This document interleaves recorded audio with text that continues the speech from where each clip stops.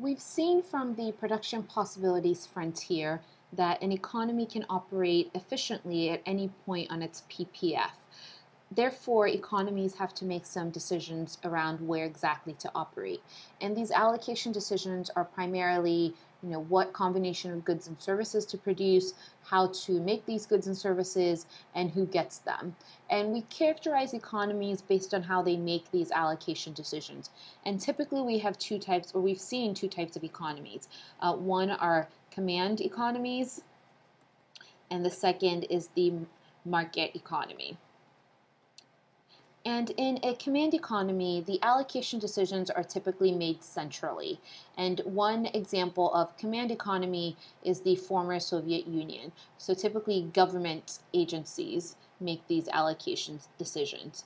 And historically, attempts to plan the economy centrally have not been very successful, so most command economies have adopted market principles. One example of an economy that was a command economy but has transitioned to a market economy is China. So now let's take a closer look at how the market economy works. Instead of a central government agency, in a market economy, allocation decisions are made in the marketplace.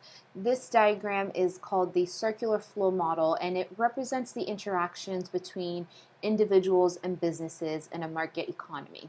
And individuals and businesses are going to interact in two markets. The first is the market for factors of production.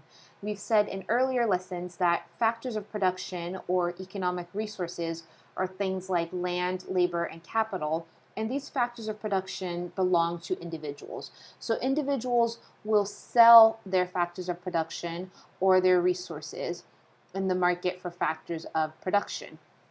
Now, the buyers for these factors of production are going to be businesses. So businesses are going to buy factors of production.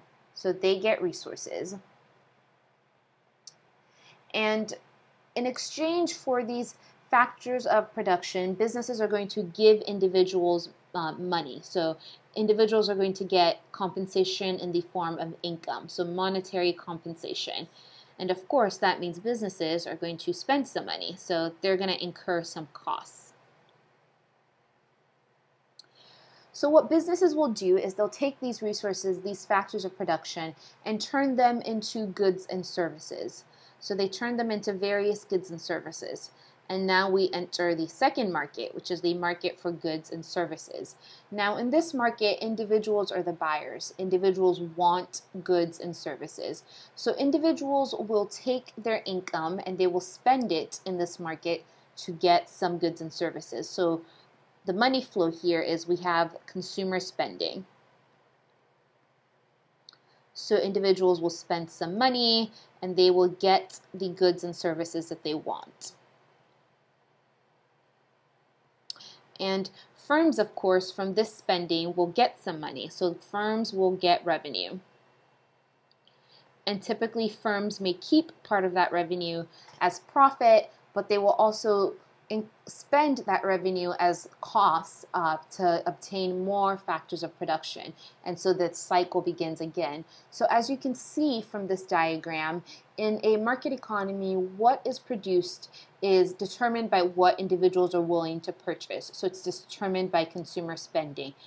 How it's produced is determined by the resources available. So it's determined by the relative availability or scarcity of these factors of production. And for whom it's produced is determined by income. So it's going to be determined by the income the individuals or the households received. And though it is not pictured here, it's worth noting that government also plays a role in market economies by subsidizing things like roads, education, and other public goods. So as you can see, goods and money are constantly flowing in a market economy.